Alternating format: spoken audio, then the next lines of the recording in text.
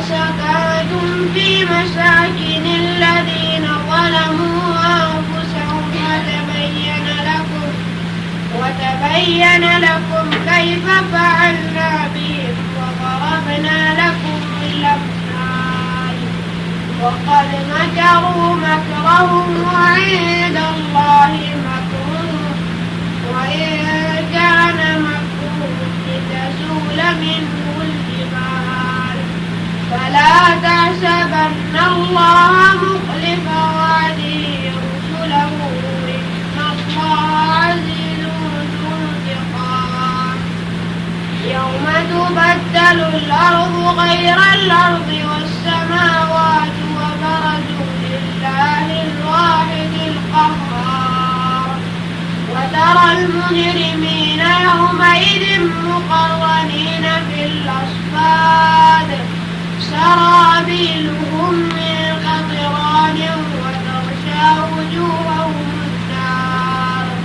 ليجزي الله كل نفس ما كسبت إن الله سريع الحساب هذا بلاغ للناس ولينذروا به وليعلموا أنما هو إله واحد وليذكر أولو الألباب.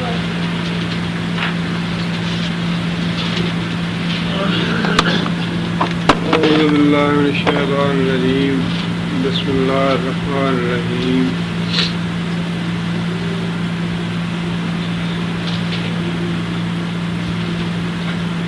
ولا تحسبن الله غافلا عما يعمل الظالمون.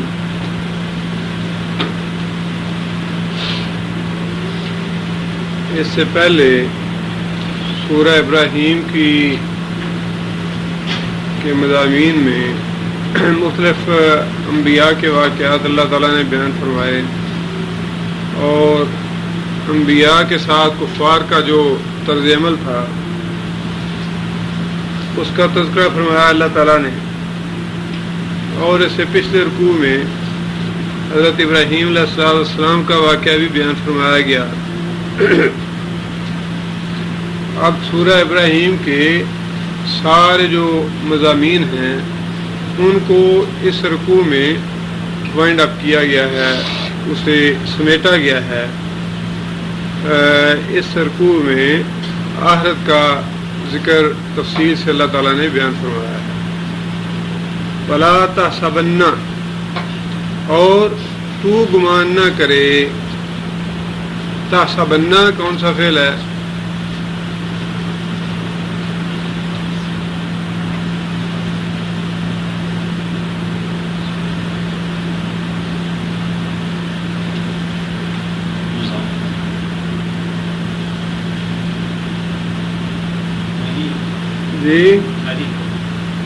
جی نہیں،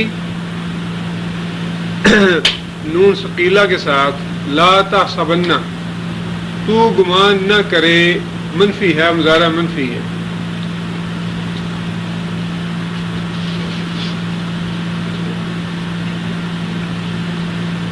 سیغہ کون سا ہے؟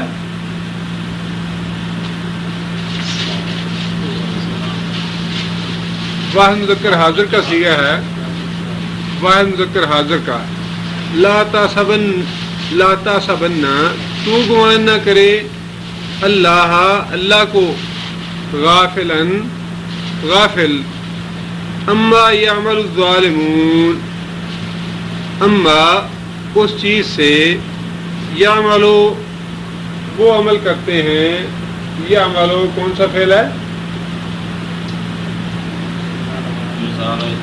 مضارع ہے، واحد مذکر غائب کا صیغہ ہے، یعملو۔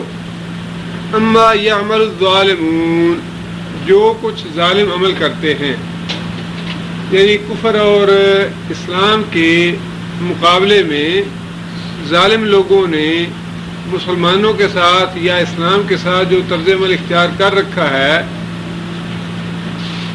اس سے کسی کو یہ گمان نہیں ہونا چاہیے شاید اللہ تعالیٰ ان ظالموں کے عمل سے ناواقف ہے، یا اللہ تعالیٰ ان ظالموں کے عمل سے غافل ہے، یا اللہ تعالیٰ ان کا نوٹس نہیں لے رہے، بلکہ اللہ تعالیٰ فرماتے ہیں کہ میری اس ڈیل کی وجہ یہ ہے، انما یؤخرہم، انما بے شک وہ، یؤخرو کون سا فعل ہے؟ یؤخرو مضارع ہے، بعض مذکر غائب کا صیغہ ہے. یؤخرو کیا معنی یؤخرو کا؟ تاخیر کر رہا ہے، ڈھیل دے رہا ہے. انما یؤخرہم، ان کی ضمیر کس کے لیے ہے؟ کافروں کے لیے، ظالموں کے لیے. اللہ تعالیٰ ظالموں کو ڈھیل دے رہا ہے، لیومن واسطے اس دن کے، تشخصو تشخصو کون سا فعل ہے؟ تشخصو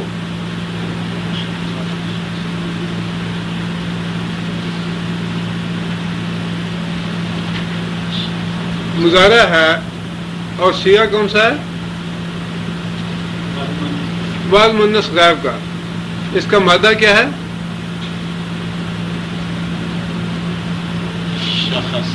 شین خاص صاد. شخص اردو میں بھی استعمال ہوتا ہے، اور اس کی جمع اشخاص. شخص کا معنی ایک فرد. فرد جو ہے اصل میں شخص کا معنی اونچی چیز ہے. عربی میں اونچی چیز کو شخص کہتے ہیں، کیونکہ انسان اتنی اونچائی ہے یا اتنا جسم ہوتا ہے اس کا کہ دور سے آتا ہوا دکھائی دیتا ہے، لہذا اس کے لیے اس طرح ہی لفظ استعمال ہوا شخص. ورنہ شخص کا معنی جو ہے وہ ہے اونچا اٹھا ہوا، اونچائی پہ کوئی چیز. تشخصو بعض مؤنث غائب کا صیغہ ہے، تشخصو اونچی اٹھی ہوئی. فی ہے، فی ہے اس سے مراد کیا ہے؟ جی فی ہے اس میں، کس میں؟ یوم میں. فی ہے کا اشارہ جو ہے وہ یوم کی طرف ہے. اللہ تعالیٰ کافروں کو، ظالموں کو ڈھیل دے رہا ہے اس دن کے لیے. تشخص فیہ الابصار، جس دن میں آنکھیں جو ہیں وہ اونچی کی اونچی رہ جائیں گی. آنکھیں لوگوں کی پھٹی کی پھٹی رہ جائیں گی. جب انسان مرنے کے قریب ہوتا ہے اور نظر کی حالت طاری ہوتی ہے انسان پہ، تو پنجابی میں کیا کہتے ہیں؟ نظر جو ہے یہ تاڑے لگ گئی. انسان کی آنکھ جو ہے وہ جھپکتی نہیں، انسان کی آنکھ جو ہے وہ جھپکتی نہیں. اس کو پنجابی میں کہتے ہیں یہ آنکھ جو ہے وہ تاڑے لگ گئی، یا اس پہ نظر کا عالم طاری ہو گیا. اب وہ جو کیفیت ہے جس میں انسان آنکھ کو جھپکتا نہیں اور آنکھ جو ہے وہ پھٹی کی پھٹی رہ جاتی ہے، آنکھ حرکت نہیں کرتی، اس کو تشخاصو کہا گیا ہے کہ آنکھ جہاں پہ ہے وہیں کی وہیں رہ جائے گی، آنکھ حرکت نہیں کر سکے گی. میرے خیال میں کرسیاں جو ہے پیچھے کر لے تاکہ جگہ آگے سے بچ جائے. رات پیچھے بیٹھنا چاہیں کرسیوں پہ وہ پیچھے بیٹھ جائیں. چلیے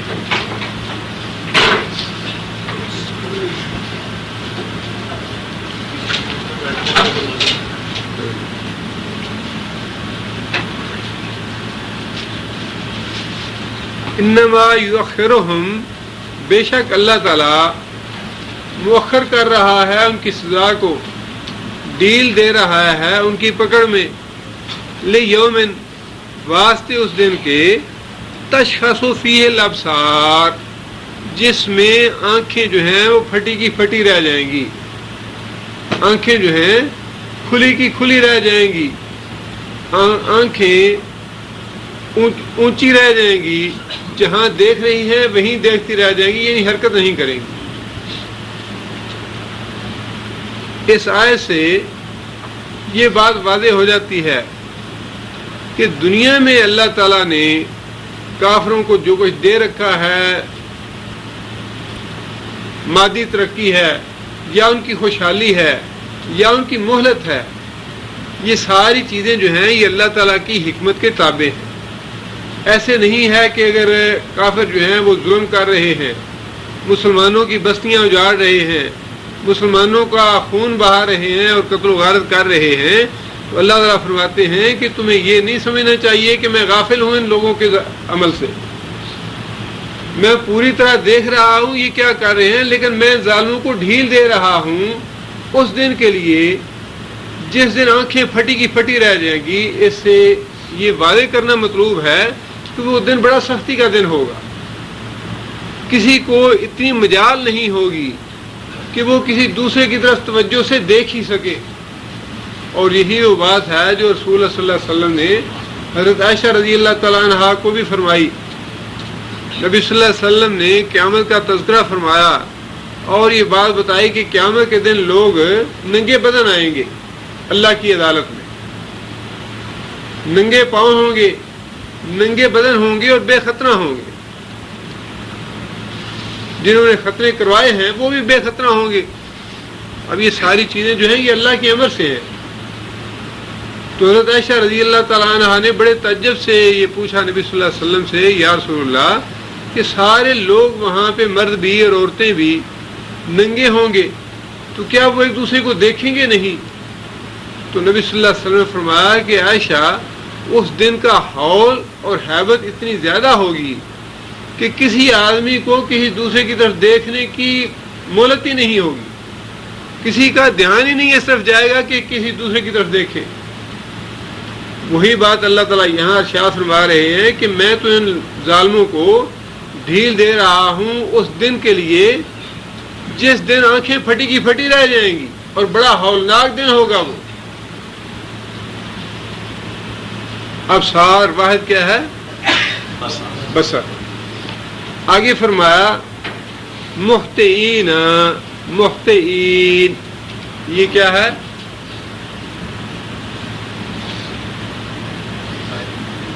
جی ہاں فاعل ہے۔ مہطعین معنی کیا ہے؟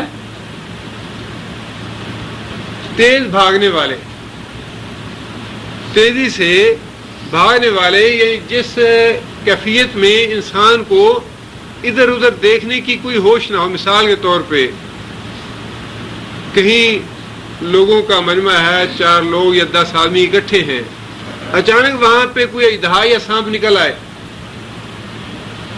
تو کسی کو جوتا پہننے کا بھی ہوش نہیں ہوتا، کسی کو یعنی سمت کا ہوش نہیں ہوتا کہ ادھر بھاگوں ادھر بھاگوں ادھر بھاگوں۔ یعنی بے ہوشی کی حالت میں لاشعوری طور پہ تیزی سے بھاگنا کہ انسان کو اپنے آپ کی ہوش نہ ہو، وہ ہے مہطعین، تیز بھاگنے والے۔ مقنعین اصل میں یہ کیا تھا لفظ؟ مہطعین، مقنعین۔ نون جو ہے اضافت کی وجہ سے گر گیا ہے اور مقنعی ہو گیا۔ مقنعی کا معنی اونچے اٹھائے ہوئے، اونچے کیے ہوئے۔ یہ پھر وہی بات ہے جو تشخصوں میں ہے، وہ بھی ہے کہ ان کی آنکھیں جو ہے وہ اونچی اٹھی ہوئی ہوں گی، آنکھیں جو ہے وہ پتھرائی ہوئی ہوں گی۔ یہاں اللہ تعالیٰ نے سروں کے بارے میں فرمایا کہ ان کی گردنیں یا ان کے سر جو ہیں ایسے اوپر اٹھے ہوں گے، کوئی انہیں ہوش نہیں ہوگا راستہ دیکھنے کا، کوئی انہیں ہوش نہیں ہوگا سمت دیکھنے کا، بلکہ ایسے اپنی آنکھیں پھٹی کی پھٹی ہوں گی اور ان کے سر جو ہیں یا گردنیں اوپر اٹھی ہوئی ہوں گی، اور جس طرف آئے گا دوڑ رہے ہوں گے، بھاگ رہے ہوں گے کہ کہیں اس مصیبت سے اور یہ جو ہمیں ہول نظر آ رہا ہے اس سے کہیں ہمیں نجات ملے، کہیں سے پناہ ملے ہمیں اس سارے ہول اور ہیبت سے۔ مہطعین سرپٹ بھاگنے والے، مقنعین اوپر اٹھائے ہوئے، رؤوسہم اپنے سر، اپنے سروں کو اوپر اٹھائے ہوئے ہوں گے اور سرپٹ بھاگے جا رہے ہوں گے۔ یہ ایک ہولناک منظر ہے قیامت کے دن کا، جس کے بارے میں اللہ تعالیٰ نے یہ بات ارشاد فرمائی کہ ان ظالموں کو میں ڈھیل دے رہا ہوں، انہیں جو میں نے اتنی دنیا دی ہے انہیں میں نے اتنی خوشحالی دی ہے دنیا میں،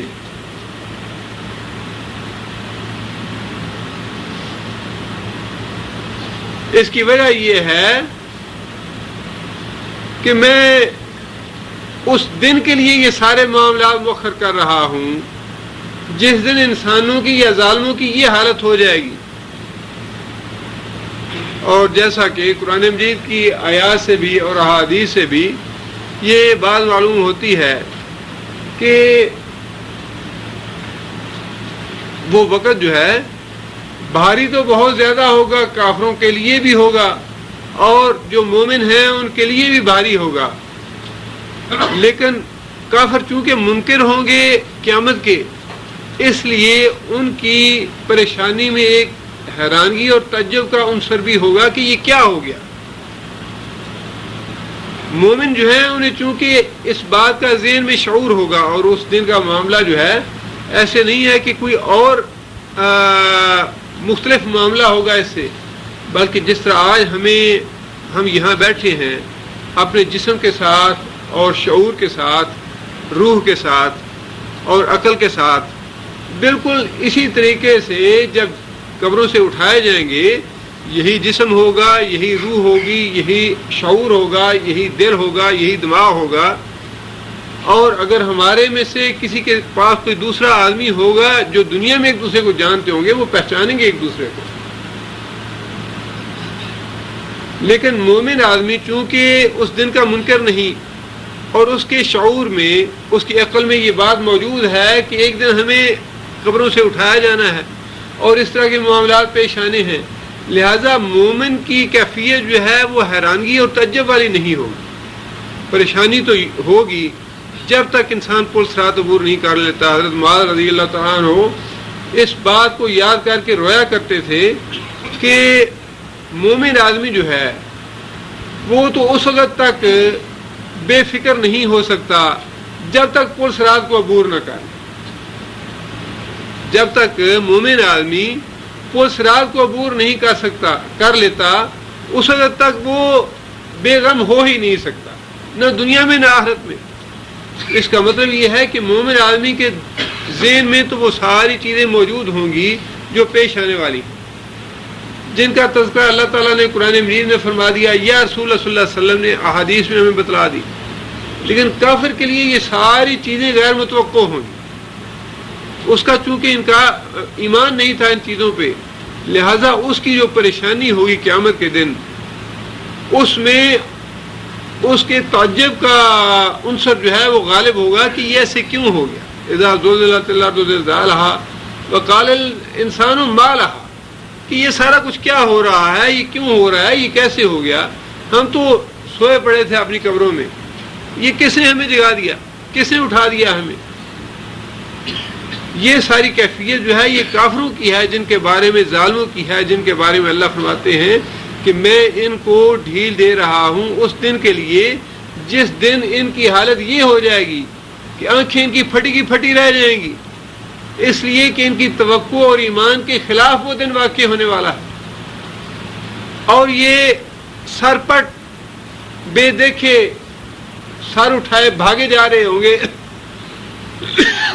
کہ ہم کس طرف جائیں، کہاں پناہ پائیں. یہ کیفیت جو ہے یہ کافروں کی ہوگی، مومن کی نہیں ہوگی. آگے اللہ فرماتے ہیں لا یرتدو، لا یرتدو،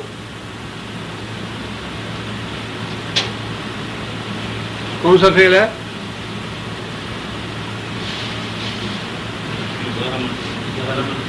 مضارع منفی کا ہے اور صیغہ مذکر غائب کا. لا یرتدو، ارتداد کا معنی پلٹنا. مرتد کسے کہتے ہیں؟ جو ایمان لانے کے بعد کافر ہو جائے، ایمان لانے کے بعد پھر حالت کفر میں پلٹ جائے، اسے مرتد کہتے ہیں. یرتدو، لا یرتدو، نہیں پلٹے گی، الیہم، طرف ان کی، ظالموں کی. طرفہم، طرف کسے کہتے ہیں؟ آنکھ کو. طرف کا لفظ جو ہے آنکھ کو آنکھ کے لیے استعمال ہوتا ہے.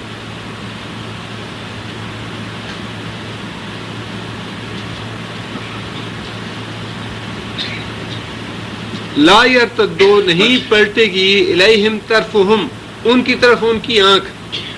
مطلب یہ ہے وہی بات جو اللہ نے پہلے ارشاد فرمائی تشخصو فیہ الابصار. اس دن آنکھیں پھٹی کی پھٹی رہ جائیں گی. ان میں حیرت کی وجہ سے، خوف کی وجہ سے، ہول کی وجہ سے آنکھیں جھپکنے کا تصور ہی نہیں آئے گا. آنکھ جھپکنا جو ہے یہ تو انسان کے نارمل کیفیت جو ہے نا اس میں انسان آنکھ جھپکتا ہے. جب انسان پہ خوف طاری ہو جائے تو انسان کی آنکھ نہیں جھپکتی. اسی کیفیت کا اللہ نے اظہار فرمایا کہ ظالموں کی اس دن کیفیت یہ ہوگی آنکھیں پھٹی کی پھٹی رہ جائیں گی اور اپنی گردنیں اور اپنے سر اٹھائے بھاگے جا رہے ہوں گے اور ان کی آنکھ جو ہے وہ جھپکے گی نہیں. وَأَفْئِدَتُهُمْ أَفْئِدَةٌ واحد کیا ہے افیدہ کا؟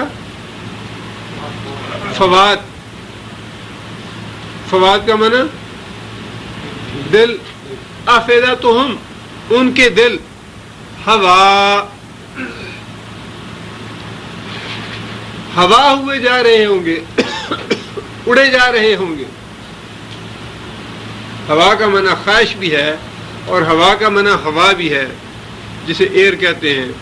اردو میں بھی یہ استعمال ہوتا ہے اور اس سے مراد یہ ہے ان کے دل جو ہیں وہ اڑے جا رہے ہوں گے. یہ کیفیت ہوگی ظالموں کی. اللہ فرماتے ہیں کہ یہ لوگ اگر ایمان نہیں لا رہے محمد صلی اللہ علیہ وسلم پر یا محمد صلی اللہ علیہ وسلم سے پہلے کی قومیں اپنے انبیاء پہ ایمان نہیں لائیں، اگر دنیا میں نے ان کی گرفت نہیں کی، دنیا میں نے انہیں مہلت دی، ڈیل دی، تو وہ ڈیل اس دن تک کے لیے ہے جس دن یہ کیفیت ہو جائے گی ان ظالموں. آگے اللہ فرماتے ہیں وَأَنذِرْ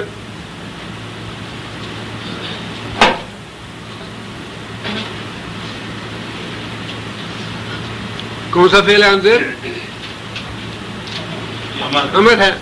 انذر کا معنی اور تو ڈرا. کون ہے مراد اس سے؟ محمد صلی اللہ علیہ وسلم.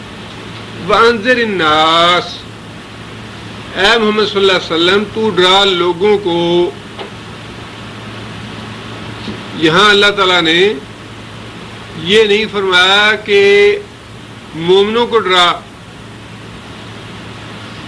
بلکہ فرمایا انذر الناس، مومنوں کو بھی، کافروں کو بھی، ہندوؤں کو بھی، یہودیوں کو بھی، دنیا کے جتنے بھی لوگ ہیں ان سب کو ڈرا. جس کا مطلب یہ ہے کہ رسول اللہ صلی اللہ علیہ وسلم کی رسالت جو ہے ساری دنیا کے لیے ہے. نبی صلی اللہ علیہ وسلم کی رسالت کسی ایک قوم یا کسی ایک ملک کے لیے نہیں بلکہ انذر الناس پوری دنیا کے لیے ہے. اے محمد صلی اللہ علیہ وسلم پوری دنیا کے لوگوں کو ڈراؤ یوم اس دن سے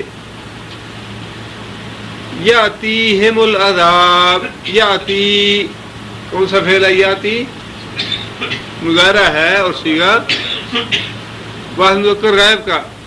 یاتیہم آئے گا ان کو. ہم سے مراد کون ہے؟ ناس ساری دنیا کے لوگ. اے محمد صلی اللہ علیہ وسلم ساری دنیا کے لوگوں کو ڈراؤ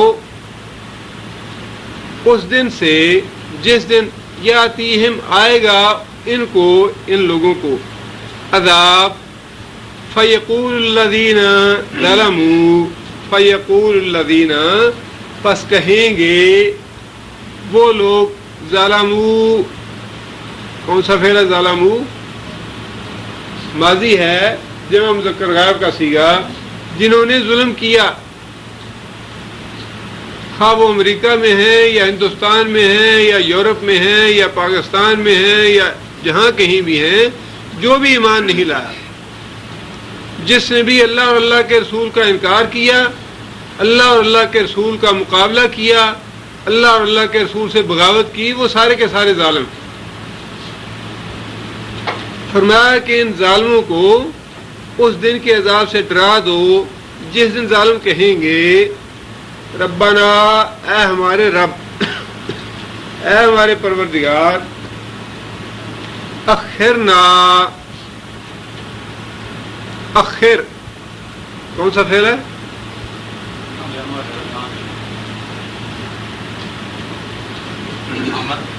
امر کا ہے. اخر کیا مانا؟ تو دیر کر، تو مہلت دے، تو ڈھیل دے. نا ہم کو، جمع متکلم کی ضمیر ہے.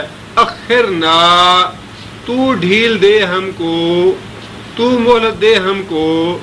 الی اجل قریب، الی طرف، اجل کا معنی وقت، معین وقت، مقرر وقت. اس سے اصطلاحی معنی ہیں موت کے، لیکن اس کا لفظی معنی ہے مقرر وقت. قریب، تھوڑا سا، یعنی تھوڑے سے وقت کی ہمیں ڈھیل دے دے، تھوڑے سے وقت کی ہمیں ڈھیل دے دے. اب یہ دیکھیے کہ اس سے پہلے اللہ تعالیٰ نے یؤخر کا لفظ استعمال فرمایا کہ میں ان کو ڈھیل دے رہا ہوں، اور اللہ نے بڑی ڈھیل دی ہے.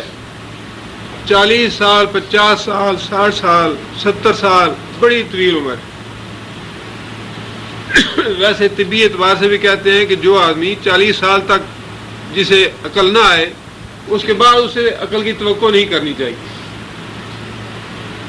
40 سال میں انسان کی صلاحیتیں جسمانی بھی، عقلی بھی، ذہنی طور پہ بھی، ہر لحاظ سے انسان میچور ہو جاتا ہے. اور 40 سال کے بعد تو پھر آہستہ آہستہ عروج کی بجائے انحطاط شروع ہو جاتا ہے. گویا جس نے کو اللہ تعالیٰ نے 40 سال کی عمر دے دی، اسے اللہ نے بڑی مہلت دے دی.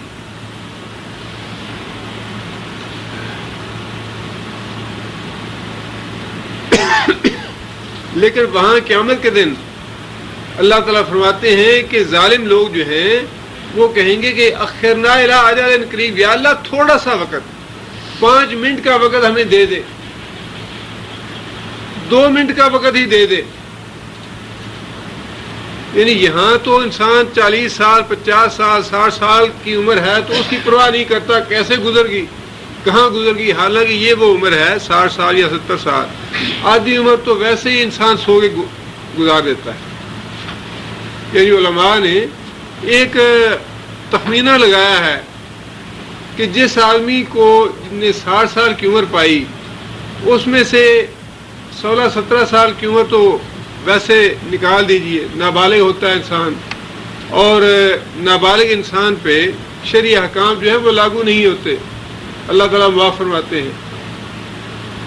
16-17 سال کی عمر تو 60 سال سے ویسے نکال دیجئے، باقی جو عمر 43 سال رہ جاتی ہے اس میں آدھا حصہ جو ہے وہ انسان سو کے گزار دیتا ہے. یعنی 20 سال یا 22 سال کا عرصہ جو ہے وہ زیادہ سے زیادہ بنتا ہے اس آدمی کا جس نے 60 سال عمر پائی. اور اس عرصے میں بھی اگر انسان اللہ کے احکام کی پابندی نہ کر سکے یا اللہ کی اطاعت اور اللہ کی فرما برداری نہ کر سکے، قیامت کے دن وہی آدمی اللہ تعالیٰ سے یہ کہے گا کہ یا اللہ صرف 5 منٹ کی ہمیں مہلت دے دے، اخرنا، مہلت دے ہمیں الی اجل قریب، یا اللہ تھوڑی سی وقت، تھوڑا سا وقت، 1 دن کی مہلت نہیں یا 1 پہر کی مہلت نہیں، بلکہ چند لمحوں کی، چند منٹوں کی مہلت دے دے. نجب دعواتا کا، نجب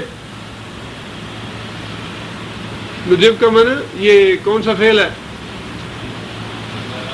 مضارع ہے، جمع متکلم کا صیغہ ہے.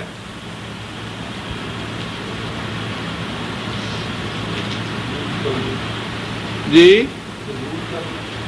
قبول کرنا، جواب دینا.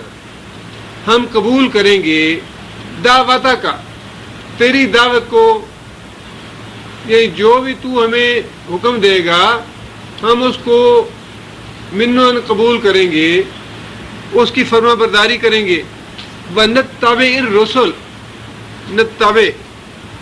نتبع کون سا فعل ہے؟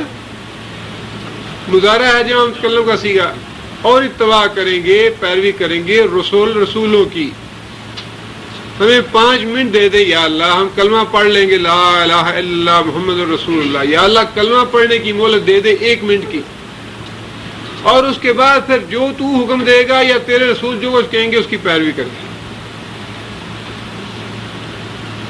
لیکن دنیا میں 60 یا 70 سال کی مہلت پانے والے آدمی کو قیامت کے دن یہ 1 منٹ کی مہلت نہیں دی جائے گی. اس سے اندازہ لگا لیجیے کہ یہ دنیا کی مہلت جو ہے یا دنیا کی زندگی کتنی قیمتی زندگی ہے.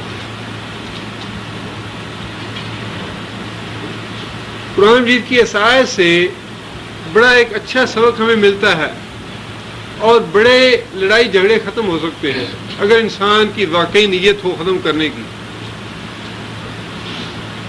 قیامت کے دن تو انسان کے سامنے ہر چیز کھل کے آ جائے گی، حق کیا ہے باطل کیا ہے، سچ کیا ہے جھوٹ کیا ہے. اس دن ساری چیزوں کو، سارے حقائق کو سامنے دیکھنے کے بعد جس چیز کا انسان اعتراف کرے گا وہ صرف 2 ہی باتیں ہیں. نجب دعوتک، یا اللہ تیری بات مانیں گے، ونتبع الرسل، اور رسولوں کے پیچھے چلیں گے. وہاں کوئی امام کی بات نہیں کرے گا، عالم کی بات نہیں کرے گا، حضرت صاحب کی یا پیر صاحب کی بات نہیں ہوگی کہ اس کے پیچھے چلیں گے، اس کے پیچھے چلیں گے. جب آنکھوں کی پٹی اتر جائے گی تو باتیں 2 ہی باقی رہ جائیں گی، قرآن اور حدیث. آنکھوں سے جب پٹی اترے گی تو باتیں 2 ہی رہ جائیں گی، یا اللہ ایک تیرا قرآن اور ایک تیرے رسولوں کی حدیث. یہ تو جھگڑے آج آزمائش کا وقت ہے، امتحان ہے. دنیا تو کبھی انسان جھگڑتا ہے، نہیں جی ہمارے امام صاحب نے یوں کہا ہے، ہمارے حضرت صاحب یوں فرماتے ہیں، ہمارے مولوی صاحب نے یہ بات کہی ہے. یہ تو آج چونکہ امتحان گاہ ہے، اللہ نے کھلی چھٹی دی ہے، جس کے پیچھے چلنا ہے چلو. کوئی اپنے سیاسی لیڈروں کے پیچھے لگا ہوا ہے کہ فلاں نے یہ کہا، فلاں نے یہ کہا، ہمیں تو فلاں اچھا لگتا ہے، فلاں اچھا لگتا ہے، ہم اس کی بات مانیں گے، ہم اس کی بات مانیں گے. لیکن جب یہ آنکھوں کی پٹی اتر جائے گی تو باتیں 2 ہی رہ جائیں گی، اللہ اور اللہ کا رسول.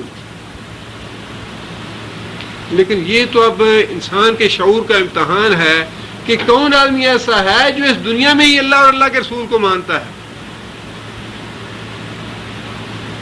یہ دنیا جو ہے امتحان گاہ ہے، اور اس دنیا میں اللہ یہ ہمارا امتحان لینا چاہتا ہے کہ کون ہے وہ شخص جو اس دنیا میں یہ بات کہتا ہے کہ نجب دعوت، کہ یا اللہ ہم تیری جو دعوت ہے قرآن کی اس کو مانتے ہیں، اور اس کے بعد نتبع الرسل، رسول کے پیچھے چلیں گے اور کسی کی بات نہیں مانیں گے.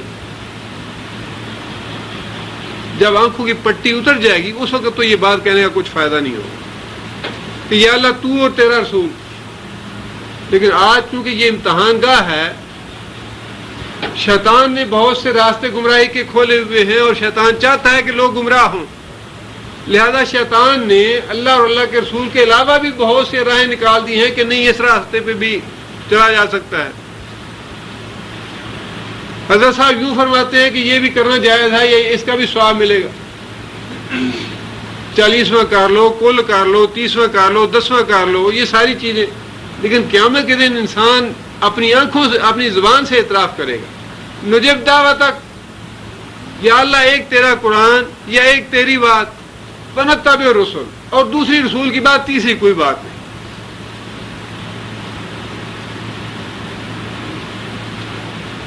اس سے عقیدے کا بڑا انسان کو جو پھیر لگا ہوا ہے وہ سارے کا سارا دور ہو جاتا ہے اگر کوئی انسان حاصل کرنا چاہے کہ اللہ کے نزدیک یا نجات کے لیے چیزیں 2 ہی ہیں. پہلی اللہ قرآن ہے، اللہ کی دعوت ہے، اللہ کا حکم ہے، اور دوسرا رسول کی بات ہے، رسول کا حکم ہے، رسول کا فرمان ہے، رسول کا ارشاد ہے. اس کے بعد تیسری کوئی چیز نہیں. قیامت کے دن انسان کو جب آنکھوں کی پٹی اترے گی تو پھر یہ ہوش آئے گی، پھر یہ عقل آئے گی کہ اللہ اور اللہ کے رسول کے علاوہ کچھ نہیں. لیکن یہاں دنیا میں کوئی کسی کو اپنا رہنما بنا رہا ہے، کوئی کسی کو رہنما کہتا ہے، کوئی کسی کو پسند کرتا ہے. بھی پچھلے دنوں ایک خاتون ہے جنہوں نے امریکہ میں جا کے یہ بات کہی. موجودہ جو حکومت ہے ان کی نمائندہ بن کے گئی وہاں پہ، اور وہاں تقریر کے دوران اس نے کہا کہ میرا آئیڈیل جو ہے وہ گولڈا میئر ہے، جو اسرائیل کا پہلا پرائم منسٹر تھا، کہ میرا آئیڈیل جو ہے وہ شخص ہے. اور وہ خاتون جو ہیں پاکستان کی نمائندہ بن کے وہاں پہ گئی ہیں کسی وفد کے لیے. اب آپ اندازہ لگائیے کہ کیسا کیسا پھیر اور کیسا کیسا شیطان کے بہکاوے اور شیطان کی ضلالت اور گمراہی جو ہے لوگوں کو لیے پھر رہی ہے کہ بظاہر اسلام کا نام اور اسلام کی دعوے داری اور ایک مسلم ریاست کی نمائندگی اور دعویٰ جو ہے وہ یہ ہے کہ فلاں جو ہے وہ میرا رہبر ہے، فلاں جو ہے وہ میرا آئیڈیل ہے. اس دنیا میں تو یہ امتحان گاہ ہے، جو آدمی زبان سے چاہے یا جو جس سے اپنے آپ کو منسوخ کرنے میں خوشی محسوس کرتا ہے وہ کر سکتا ہے. لیکن اللہ نے فرمایا کہ قیامت کا دن وہ ہے جس دن انسان اپنی زبان سے یہ بات کہے گا کہ یا اللہ ہم تیری بات مانیں گے اور تیرے رسول کی بات مانیں گے اور کوئی دوسرا تیسرا نہیں. اللہ تعالیٰ اس روز جواب میں یہ بات ارشاد فرمائیں گے اولم تکونوا، یہ استفہام ہے، وا لم، لم پھر استفہام ہے، اولم، اوا جو ہے یہ اکٹھا بھی استفہام استعمال ہوتا ہے. اولم تکونوا، کیا تم لوگ ہی نہیں تھے. لم نافیہ کے لیے ہے، لم تکونوا، تکونوا مضارع کا ہے، مضارع پہ لم آنے سے نافیہ نفی کے معنی ہے اس کے. اوا استفہام کا، اوا لم تکونوا، کیا تم ہی وہ نہیں تھے. اقسمتم،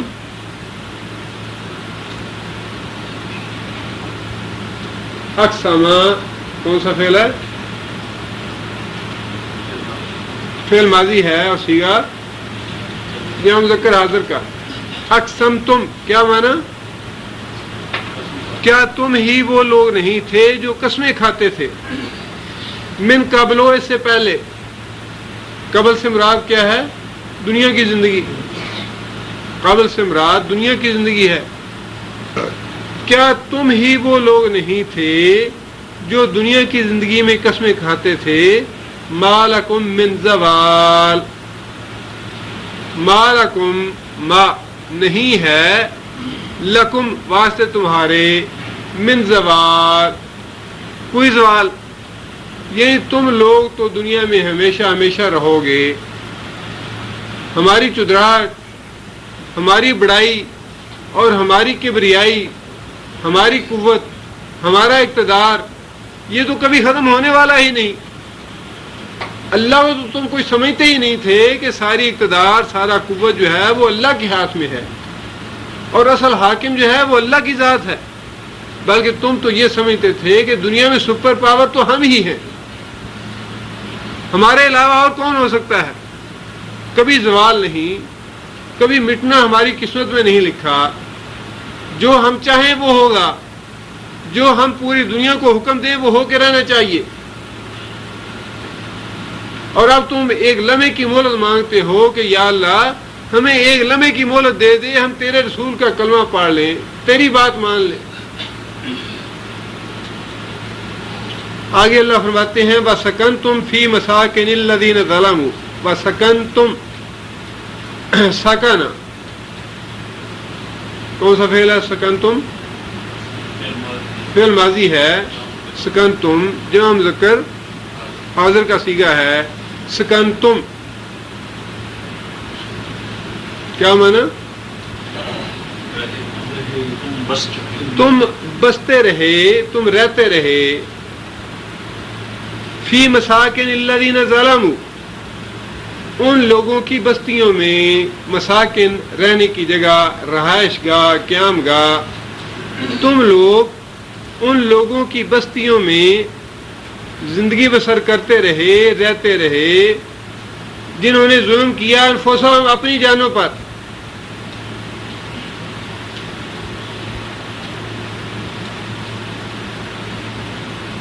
وَتَبَيَّنَ لَكُمْ، تبینہ کون سا فعل ہے؟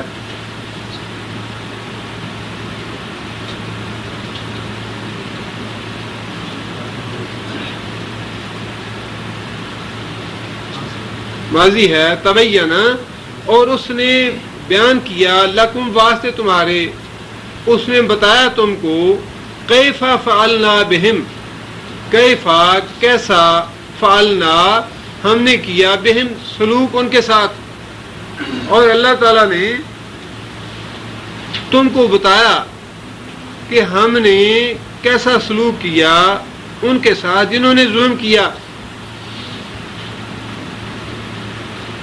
یہ جو پہلے قومیں گزری تھیں ان کے واقعات اللہ تعالیٰ ہر آنے والی قوم کو بتاتے رہے، اور پھر آخر میں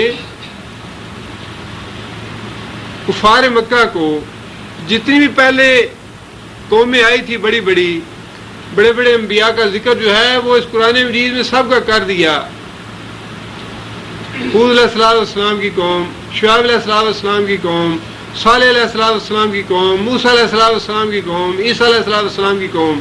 فرمایا کہ ان لوگوں کی بستیوں میں تم رہ چکے ہو. اب مدائن صالح ہیں یا اردن کے علاقے جن میں پیغمبر رہے، فلسطین کے علاقے جن میں پیغمبر رہے اور ان کی قوموں کو ہلاک کیا، وہ ساری بستیاں وہی تھیں جن میں نبی صلی اللہ علیہ وسلم کے آنے تشریف لانے کے بعد قومیں بستی تھیں، اور جو قومیں اس سے پہلے ہلاک ہو چکی تھیں ان کے واقعات سے وہ واقف تھے کہ کیسے یہ قومیں ہلاک ہوئیں. تو اللہ فرماتے ہیں کہ کیا تم لوگوں کو یہ نہیں بتایا گیا کہ ہم نے ان کے ساتھ کیسا سلوک کیا جب انہوں نے اللہ اور اللہ کے رسول کی نافرمانی کی، اللہ اور اللہ کے رسول پہ ایمان نہیں لائے. وَضَرَبْنَا لَكُمُ الْأَمْثَالَ، ضربنا، ضرب کا معنی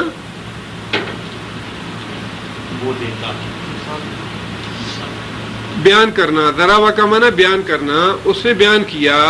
ضربنا ہم نے بیان کیا، اور ہم نے بیان کی لکم الامثال واسطے تمہارے مثالیں سمجھانے کے لیے، اور تمہیں سمجھانے کے لیے ہم نے بہت سی مثالیں بھی بیان کی. جیسے کہ اس قرآن مجید میں اللہ تعالیٰ نے کہیں دن کی مثال، کہیں رات کی مثال، کہیں زمین کی، مٹی کی، آسمان کی، اونٹ کی، مختلف مثالیں اللہ تعالیٰ نے قرآن مجید میں دی. کہیں پتھروں کی مثال. اللہ فرماتے ہیں کہ مختلف مثالیں دے کے تم کو ہم نے سمجھانے کی کوشش کی کہ یہ ساری چیزیں اللہ ہی پیدا کرتا ہے، اللہ پہ تم لوگوں کو ایمان لانا چاہیے. اللہ نے رسول بھیجے ہیں، اللہ نے کتابیں بھیجی ہیں، اللہ نے فرشتے بنائے ہیں، اللہ نے جنت اور دوزخ بنائی ہے، حشر و نشر ہوگا، حساب کتاب ہوگا. یہ ساری چیزیں جو ہیں یہ ہم نے وعدے کی مثالیں دے دے کے. لیکن اس کا نتیجہ کیا نکلا؟ اللہ فرماتے ہیں وَقَدْ مَكَرُوا مَكْرَهُمْ. مَكَرُوا کون سا فعل ہے؟ مَكَرُوا ماضی ہے. مکر کیا، دھوکہ دیا، فریب دیا، چالیں چلیں. مکرہم اپنی چالیں، انہوں نے چالیں چلیں، اپنی چالیں چلنا. مکر کیا انہوں نے، مکر کرنا، دھوکہ اور فریب دیا، دھوکہ اور فریب دینا، یعنی پیغمبروں کے ساتھ انہوں نے چالیں چلنی شروع کی. کسی پیغمبر کو جلا وطن کرنا چاہا، کسی کو قتل کر دیا، کسی پہ بہتان اور الزام لگائے، کسی کو اذیتیں پہنچائیں، تکلیفیں دی انہیں. فرمایا کہ مکرو، انہوں نے مختلف چالیں چلی پیغمبروں کے خلاف، بجائے اس کے کہ وہ اللہ اور اللہ کے رسول پہ ایمان لاتے. انہیں اذیتیں دیں، انہیں تکلیفیں دیں، ان کا مذاق اڑایا، ان کا تمسخر اڑایا. مکروا مکرہم وعند اللہ مکرہم. آگے اللہ فرماتے ہیں کہ جس جس قوم نے اللہ اور اللہ کے رسول کے ساتھ دھوکہ کیا، فریب کیا، مکر کیا، چالیں چلی، عند اللہ، اللہ کے پاس تھا توڑ، مکرہم، ان کے مکر کا. جب بھی کسی نے مکر کیا رسول کے ساتھ تو اللہ تعالیٰ کے پاس ان کے سارے مکر کا توڑ تھا ان کو ناکام بنانے کے لیے. جیسا کہ رسول اللہ صلی اللہ علیہ وسلم کے ساتھ بھی کیا گیا. رسول اللہ صلی اللہ علیہ وسلم کو قتل کرنے کا منصوبہ بنایا گیا، لیکن اللہ تعالیٰ نے کیسے بچا لیا رسول اللہ صلی اللہ علیہ وسلم کو. ہجرت کا حکم دے دیا نبی صلی اللہ علیہ وسلم کو، اور کافروں کے گھیرے سے نکال دیا نبی صلی اللہ علیہ وسلم کو. اب یہ کہنے کو تو باتیں ہیں، واقعات ہیں، ہمارا ایمان ہے، سب کچھ ہے، لیکن ذرا اس کیفیت کا اندازہ لگانا چاہیے کہ اگر فی الواقعی اللہ پہ ایمان ہو تو اللہ تعالیٰ مسلمانوں کی کیسے نصرت کرتا ہے. فی الواقعی ایمان ہو تو آج مسلمان جو ہیں وہ یہودیوں کے عیسائیوں کے شکنجے میں پھنسے ہوئے ہیں, نکلنا بھی چاہتے ہیں, نکل نہیں پاتے. اس کی وجہ کیا ہے؟ ایمان کی کمزوری. جب بھی کبھی مسلمانوں کے اندر ایمان کی قوت آئی ہے, اللہ تعالیٰ نے ویسا ہی نقشہ دوبارہ بنا کے دکھا دیا دنیا میں, مسلمانوں کی نصرت کر کے دکھا دیا. لیکن اگر مسلمان اپنے ایمان میں کمزوری دکھائیں اور ضعف کا اظہار کریں تو پھر اللہ کی مدد کا وعدہ نہیں. لیکن جب مومن جو ہے وہ اپنے ایمان میں پکا ہو تو اللہ تعالیٰ مومنوں کو یا اہل ایمان کو کبھی ضائع نہیں کرتا. اللہ فرماتے ہیں کہ کافروں کی ساری چالوں کا توڑ میرے پاس, IMF ہے یا جو بھی بدماشی ہے یا جو بھی معیشت اور اقتصاد کے شکنجے کسے ہوئے ہیں یہودیوں نے یا عیسائیوں نے, اللہ فرماتے ہیں کہ ان ساری چالوں کا توڑ ہے میرے پاس. لیکن مسئلہ یہ ہے کہ تمہارا ایمان تو ہو اس بات پہ کہ اللہ ان شکنجوں کو توڑ سکتا ہے. اب اگر ایمان ہی یہ ہو کہ باغے باغے وہاں جانا ہے تو وہاں سے سب کچھ بھیک ملنی ہے, یا وہاں سے سب کچھ لے کے آنا ہے, یا ہماری نجات اور ہماری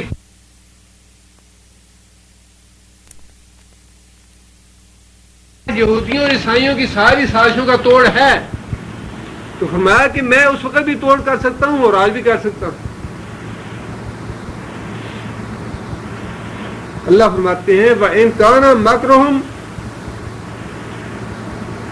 حالانکہ ہے مکرہم ان کا مکر یا ان کی چالیں, لِتَزُولَ مِنْهُ الْجِبَالُ, تزول کا معنی زائل ہونا, ہٹ جانا اپنی جگہ سے آگے پیچھے ہو جانا.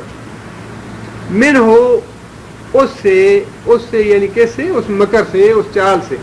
جبال پہاڑ, یعنی کافروں کی چالیں جو ہیں وہ تو اس درجے کی ہیں, اتنی زبردست ہوتی ہیں کہ پہاڑ اپنی جگہ سے ہٹ جائیں, پہاڑ اپنی جگہ سے ٹل جائیں.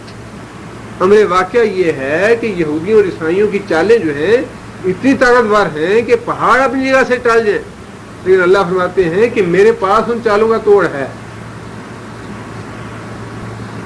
اب اس کا مطلب جو ہے وہ تو بالکل واضح ہے کہ جب یہ آنکھوں سے پٹی کھلے گی تو پھر تو انسان کو سارا کچھ نظر آ جائے گا اور سارا کچھ انسان یقین کر لے گا یا مان لے گا. لیکن امتحان تو اسی دنیا میں ہے کہ کون وہ مومن ہے جو اس بات پہ یقین اور ایمان رکھتا ہو کہ یہودیوں اور عیسائیوں کی چالوں کا توڑ اللہ کے پاس ہے. ہم اللہ کے فرما بردار بن جائیں, اللہ پہ ایمان لے آئیں, اللہ کی اطاعت اور اللہ کی فرما برداری کریں,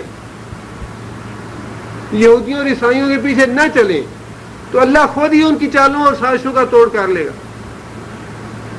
لیکن ہمارے جو سوچ ہے وہ تو وہی کیلکولیٹر کی سوچ ہے کہ اتنا قرضہ ہمارے سر پہ ہے, یہ قرضہ جو ہے ہم وہاں سے لیں گے تو کیسے دیں گے, وہاں سے لیے بغیر ہمارا گزارا نہیں ہے, ان چیزوں کو ان کی شرائط کے تحت مہنگا نہ کریں گے تو وہاں کتنا سرمایہ جو ہے وہ ہمارے بجٹ میں آئے گا, اور شراب کو بند کر دیں گے تو اس کا جو انکم ہے وہ کہاں سے آئے گی, فلاں جو چیزیں ہیں عیاشی کی انہیں بند کر دیں گے تو وہ کہاں سے حاصل ہوں گی, سود کو بند کر دیں گے تو اس سے جو سرمایہ یا جو بینک چل رہے ہیں وہ کیسے چلیں گے. اب ہماری جو کیلکولیشن ہے وہ تو کافروں والی ہے, نہ سود کو بند کرنا ہے, نہ شراب کو بند کرنا ہے, نہ اور اللہ کی نافرمانی کے کاموں کو بند کرنا ہے. تو اللہ تعالیٰ ان کے مکر اور چال کو کیسے توڑے. اللہ فرماتے ہیں کہ میں تو ان لوگوں کی حق میں ان کی سازشوں اور چالوں کو توڑوں گا جو مجھ پہ ایمان رکھتے ہیں کہ واقعی اللہ کے پاس ان کی چالوں کا توڑ ہے. ہماری کیلکولیشن جو ہے وہ تو کافروں والی ہے کہ سود سے بینک ہمارے چلتے ہیں, سود بند کر دیں گے تو بینک کیسے چلیں گے, شراب بند کر دیں گے تو ہماری اتنی انکم جو ہے وہ کہاں سے آئے گی, تو اللہ کی نصرت جو ہے وہ ہمارے لیے کیسے آئے. یا یہودیوں اور عیسائیوں کی چالوں کا توڑ اللہ کرے تو کیوں کرے. اور پھر اللہ نے یہ بات تو خود ہی فرما دی کہ چالیں ان کی ایسی ہیں کہ پہاڑ بھی اپنی جگہ سے ٹل جائیں. آج ہم دیکھتے ہیں کہ پوری دنیا جو ہے اسے یہودیوں نے اور عیسائیوں نے اپنے شکنجے میں جکڑا ہوا ہے. بات تو وہی ہے جو اللہ نے فرما دی کہ ان کی چالیں جو ہیں وہ ایسی ہیں کہ پہاڑ اپنی جگہ سے ٹل جائیں. مسلمان جو حکومتیں ہیں یا ممالک ہیں یا ان میں سے بعض لوگ جو ہیں ان کے شکنجے سے نکلنا بھی چاہتے ہیں لیکن نکل نہیں پا رہے، اس لیے کہ ان کی چالیں ایسی ہیں کہ پہاڑ اپنی جگہ سے ٹال جائے. اور اس کا توڑ تو صرف اللہ کی ذات پہ ایمان ہے اور کوئی اس کا توڑ نہیں. اللہ کی ذات پہ ایمان لاؤ اور اللہ کے احکام کی اطاعت کرو، فرما برداری کرو، اس پہ عمل کرو، ان کی چالوں کا توڑ اللہ خود کر لیں گے.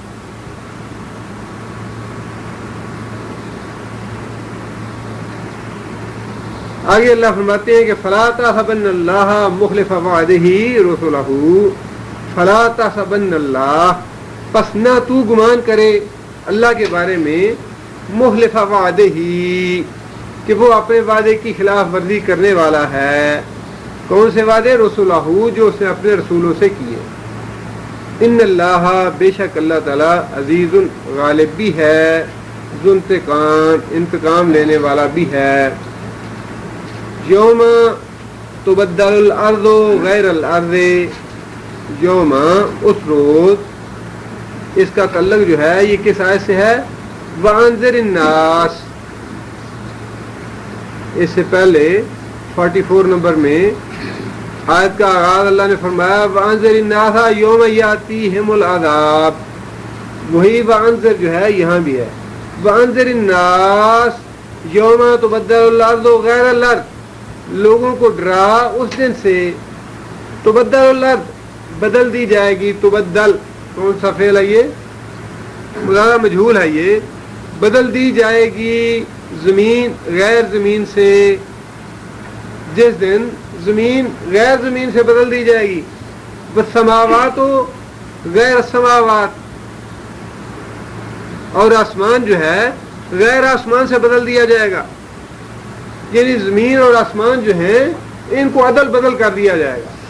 اب اس کی صحیح کیفیت کیا ہے یہ اللہ تعالیٰ بہتر جانتے ہیں. کہ آج 7 آسمان ہیں، اللہ تعالیٰ نے فرمایا کہ آسمانوں کو لپیٹ دیا جائے گا، آسمان سارے سورج اور چاند بے نور ہو جائیں گے.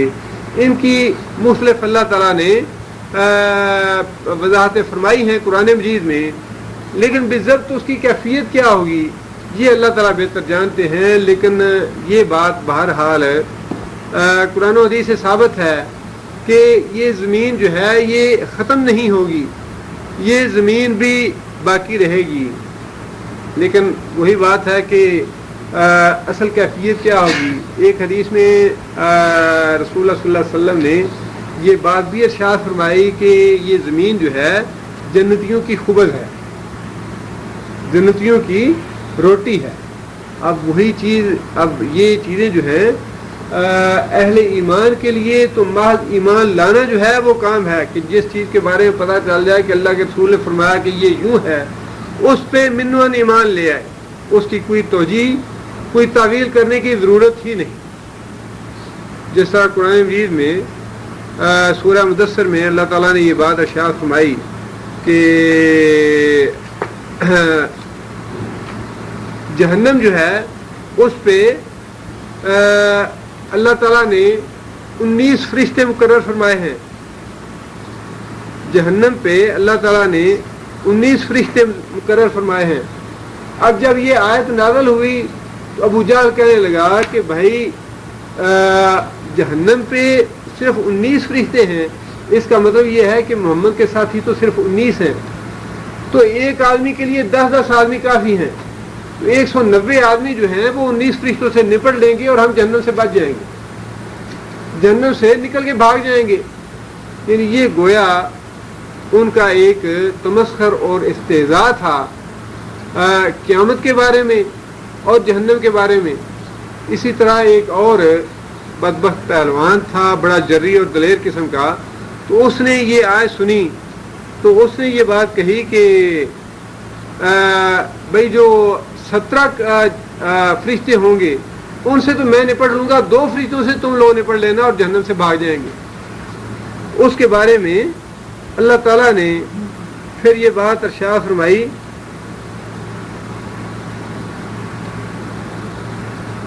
وما جعلنا اصحاب النار الا ملائکۃ وما جعلنا عدتهم الا فتنہ. یہ سورہ مدثر کی 31 نمبر آیت ہے. اللہ فرماتے ہیں کہ جو فرشتوں کی ہم نے 19 کی تعداد بنائی ہے اس کو ہم نے فتنہ بنا دیا کافروں کے لیے. فتنے کا مطلب آزمائش.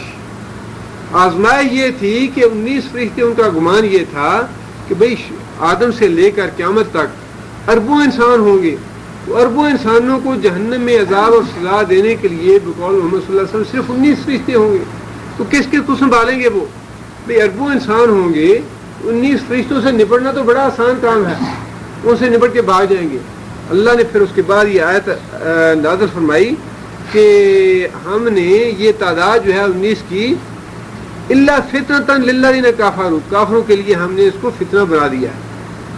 اور یہ فتنہ انہی معنوں میں ہے کہ جو کافر ہوگا وہ تو ان باتوں کا مذاق اڑائے گا کہ کیا یہ زمین جو ہے قیامت ان جنتیوں کی خوبص ہوگی جس پہ ہم چلتے ہیں، مٹی ہے، پتھر ہیں، روڑے ہیں، اس کا کیا ذائقہ ہوگا کوئی، یا یہ کھانے کی چیز ہے مٹی.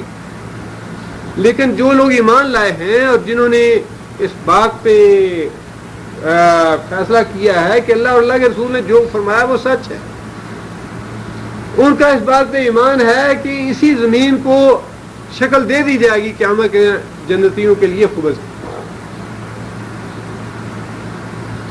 تو اب یہ زمین کا معاملہ جو ہے اللہ تعالیٰ بہتر جانتے ہیں کہ اس کا اصل مفہوم یا اس کی اصل نوعیت کیا ہوگی، لیکن اللہ فرماتے ہیں کہ یہ زمین جسے تم آج دیکھ رہے ہو یہ زمین ویسی نہیں رہے گی، بلکہ ہم اس کو الٹ پلٹ کر دیں گے.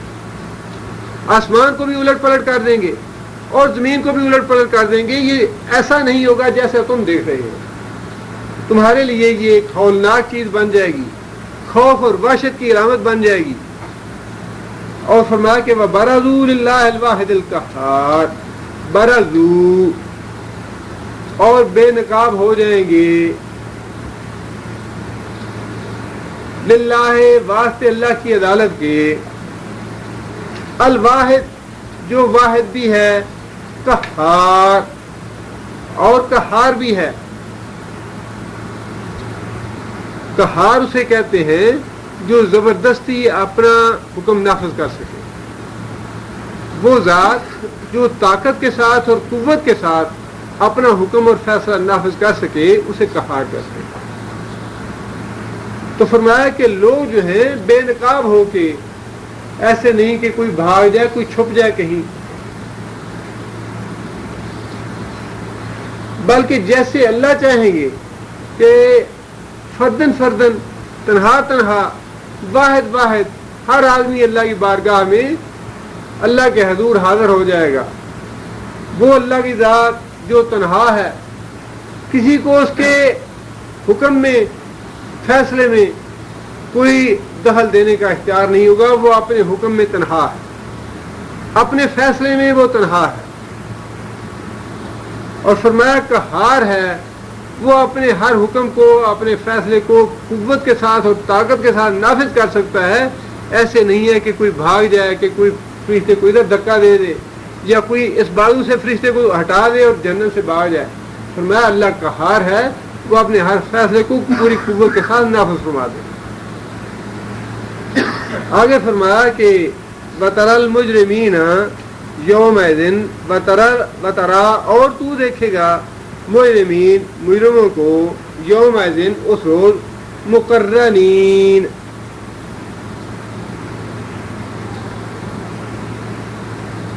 مقرنین کون سا کیا ہے؟ یہ مفعول ہے، جکڑے ہوئے، مقرنین جکڑے ہوئے، فی الاسفاد، اسفاد کا معنی زنجیریں، صفد اس کا واحد ہے، اسفاد جمع ہے، اسفاد کا معنی زنجیریں. اور تو دیکھے گا مجرم لوگ اس روز زنجیروں میں جکڑے ہوئے ہوں گے. یعنی ایسے نہیں ہوگا کہ اللہ تعالیٰ کوئی حکم نافذ کرنا چاہیں تو کافر لوگ جو ہیں وہ وہاں سے بھاگ جائیں یا چھڑا کے نکل جائیں کہیں سے. فرمایا کہ مجرم لوگ جو ہیں وہ جہنم میں آگ کی زنجیروں میں جکڑے ہوئے ہوں گے. اور کہیں فرمایا کہ آگ کے توق ہوں گے ان کے گلوں میں، کہیں فرمایا کہ آگ کی بیڑیاں ہوں گی ان کے پاؤں میں. یعنی بالکل وہی کیفیت ہے یہاں اس دنیا میں. اللہ تعالیٰ نے کون بیش سارے نقشے میں دکھا دیے ہیں. جیلوں میں جو بڑے بڑے مجرم ہوتے ہیں ان کو پاؤں میں بیڑیاں بھی پہناتے ہیں، ہاتھوں میں ہتھکڑیاں بھی لگا دیتے ہیں. اسی طرح فرمایا کہ اس اللہ کی جیل میں آگ کی بیڑیاں ہوں گی، آگ کی زنجیروں میں وہ جکڑے ہوئے ہوں گے، آگ کے توق ہوں گے ان کے گلوں میں، کہیں کوئی بھاگ کے جا نہیں سکے گا۔ آگے فرمایا کہ سرابیلہم من قطران، سرابیل کہتے ہیں قمیص کو، بعض اس کا ترجمہ پاجامے کیا ہے، بعض نے قمیص کیا ہے، لیکن اس سے مراد یہی ہے کہ ان کے لباس، سرابیل ان کی قمیص، من قطران، قطران کا معنی بعض نے تانبا کیا ہے، بعض نے تیل کے نیچے جو بہ جاتی ہے، یا تیل کے نیچے جو چیزیں اکٹھی ہو جاتی ہیں کالی رنگ کی، تیل چھٹ جسے کہتے ہیں جی، ایندھن یا جو بھی ہے، سرابیل ان کے لباس جو ہیں تانبے سے بنائے جائیں گے۔ وَتَغْشَى وُجُوهَهُمُ النَّارُ، تغشا اور ڈھانپ لے گی، وجوہہم ان کے چہروں کو، النار آگ۔ چہروں کا خاص طور پہ اللہ نے کیوں ذکر فرمایا؟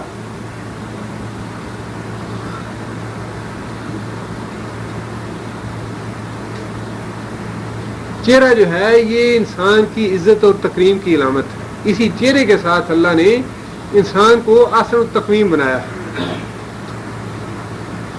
اس دنیا میں اللہ تعالیٰ نے انسان کو اتنی عزت دی ہے کہ باقی جتنے بھی جانور ہیں وہ سارے کے سارے اپنی روزی حاصل کرنے کے لیے اپنے منہ کو زمین پہ لے جاتے ہیں، روزی حاصل کرنے کے لیے زمین پہ لے جانی پڑتی ہے اپنا منہ انہیں، لیکن اللہ تعالیٰ نے انسان کو اتنی عزت اور تکریم دی ہے کہ انسان کو اپنا منہ زمین پہ نہیں لے جانا پڑتا، بلکہ انسان اپنا منہ اسی طرح رکھتا ہے اور اپنے ہاتھ سے لقمہ توڑ کے اپنے منہ میں لے جاتا ہے کہ انسان کا یہ جو چہرہ میں نے اس کو دیا ہے یہ نیچا نہ ہو روزی کی خاطر۔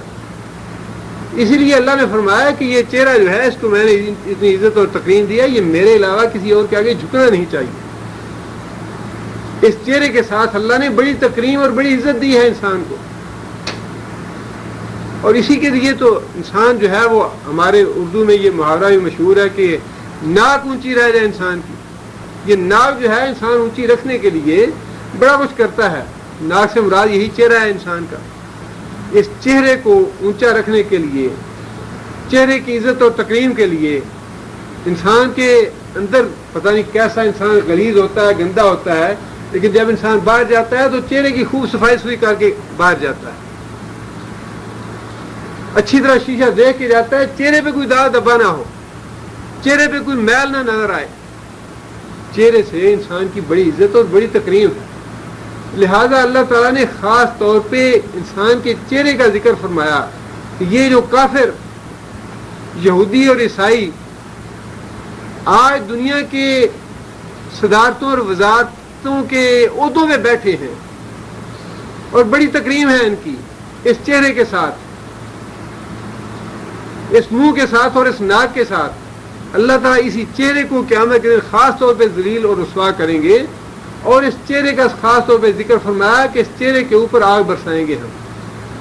آگ جو ہے وہ اس عزت والے چہرے کو ڈھانپ لے گی، اس لیے کہ ان لوگوں نے ظلم کیا، ان لوگوں نے کفر کیا اور اللہ کے رسول پہ ایمان نہیں لایا۔ اسی لیے اللہ تعالیٰ نے فرمایا کہ قیامت جو ہے خافضۃ الرافعہ، اونچا کر دینے والی اور پست کر دینے والی ہوگی۔ آج وہ لوگ جو ہمیں بڑے عزت دار نظر آ رہے ہیں اس دنیا میں، یا جنہوں نے اپنے آپ کو بڑا عزت والا بنا رکھا ہے کہ اس دنیا میں ہم ہی ہم ہیں، ہمارا ہی حکم چلنا ہے، ہمارے علاوہ کسی دوسرے کا نام نہیں ہے، اللہ فرماتے ہیں کہ خافضۃ الرافعہ، ان کو میں ذلیل اور رسوا کر دوں گا قیامت کے دن۔ اور فرمایا کہ بعض لوگ جو دنیا میں پست تھے، دنیا میں ذلیل تھے، دنیا میں دبے ہوئے تھے، دنیا میں کمزور تھے، قیامت کے دن میں ان کو اونچا کر دوں گا۔ فرمایا تغشی وجوہہم النار، ان کے چہروں کو آگ ڈھانپ لے گی، لیجزی اللہ، تاکہ بدلہ دے اللہ تعالیٰ ان کو، کل نفس، ہر جان کو، ما کسبت، جو کچھ اس نے کمایا۔ اللہ تعالیٰ ظلم کے ساتھ یہ نہیں کریں گے، بلکہ فرمایا کہ جو آدمی کمائی لے کے آئے گا، جیسا عمل لے کے آئے گا، اس کے عمل کا ویسا بدلہ میں دوں گا۔ ان اللہ سریع الحساب، بے شک اللہ تعالیٰ کو حساب لینے میں دیر نہیں لگتی، یا حساب لینے میں اللہ تعالیٰ بڑی جلدی کرنے والا ہے۔ سریع، جلدی لینے والا، جلدی کرنے والا حساب میں۔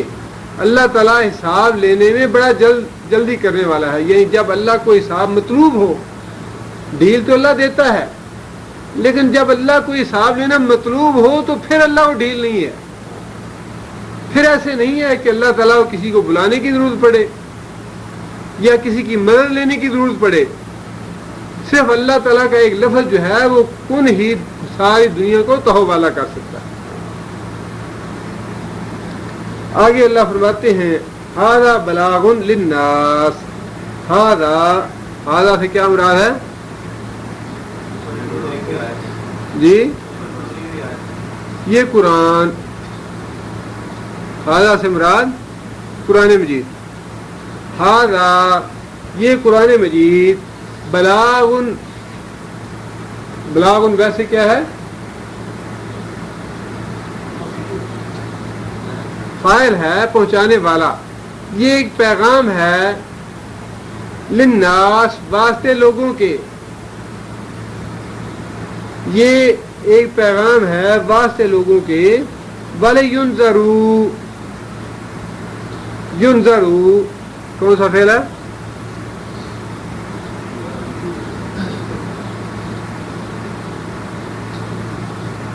مضارع مجہول ہے، جمع مذکر غائب کا صیغہ ہے۔ يُنذَرُوا تاکہ وہ ڈرائے جائیں، بہی ساتھ اس کے، بھی سے مراد قرآن مجید، تاکہ لوگ ڈرائے جائیں اس قرآن مجید کے ذریعے۔ وَلِيَعْلَمُوا، اور تاکہ وہ جان لیں، انما هو الہ واحد، بے شک وہ الہ ہے ایک ہی۔ وَلِيَذَّكَّرَ أُولُو الْأَلْبَابِ، اور تاکہ یذکر نصیحت حاصل کریں، اولو الالباب عقل مند لوگ۔ لب کا معنی مغز، اسی سے مراد ہے عقل، الباب اس کی جمع ہے لب کی، الباب عقل والے، تاکہ عقل مند لوگ اس قرآن مجید سے نصیحت حاصل کریں۔